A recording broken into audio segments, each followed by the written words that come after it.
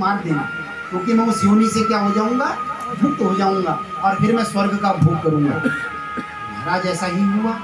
कुछ समय बाद पिताजी मर गए, वो ब्राह्मण देवता मर गए, शरीर छूटा और जन्म हुआ कहाँ, कहीं दूर जंगल में जाकर के जो स्थान बताया था वहाँ पर महाराज सुअर के रूप में जन्म ले लिया।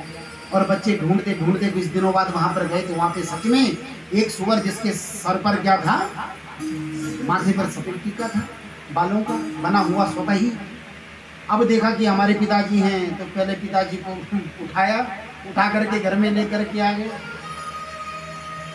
देखिए मोह की मैं बात कर रहा हूँ। हाँ, मोह कैसे होता है, शरीर के प्रति मोह, स्वजनों के प्रति तो छोड़ो, अपने शरीर से भी कैसा मोह हमारा होता है। तो घर में लेकर के आ गए बच्चे पिताजी को सुअर रूप में। अब महाराज उस सुअर को पहले तो स्नान कराया, अच्छे अच्छे भोग खिलाने लगे। पहले तो उन बच्चों का अपने पिता पर मोह हो गया, नहीं मारने की हिम्मत नहीं हुई। कैसे मारे, हमारे पिताजी हैं, अपने हाथों से कैसे मारे। पहले तो अपने पिता पर मोह हो गया। उसके बाद पिता की बात याद आई, नहीं पिताजी ने कहा था कि मार देना, मार देना तो मैं स्वर्ग जाऊंगा, स्वर्ग का भोग करूंगा। अब बच्चों ने हिम्मत करके महाराज जैसे ही तलवार निकाली तो पिताजी कहने लगे, नहीं बेटा मत मारो, मुझे मत मारो, अरे इस योनि में भी बहुत आनंद है, मुझे मत मारो, मुझे इस योनि में भी आनंद मिल रहा, सुख मिल रहा है, मुझे मत मारो। तो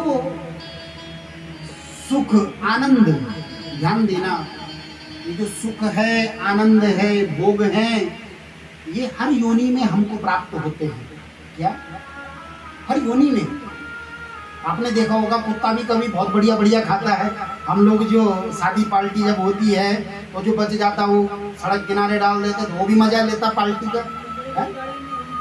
हाँ, और आजकल तो महाराज बड़ी बड़ी सोसाइटियों में कुत्तों के लिए अलग ही व्यवस्था बनी रहती है, आवारा कुत्तों के लिए भी, उनके लिए रहने के लिए बढ़िया झोपड़ियाँ हैं, और उनके लिए पानी की व्यवस्था, भोजन की व्यवस्था बनी रहती है। तो कहने का आशय ये है कि भोग और सुख, आनंद हमें हर योनि, उसी प्रकार से हमें योनि, चींटी है, मच्छर है, जितनी भी कुकर सुकर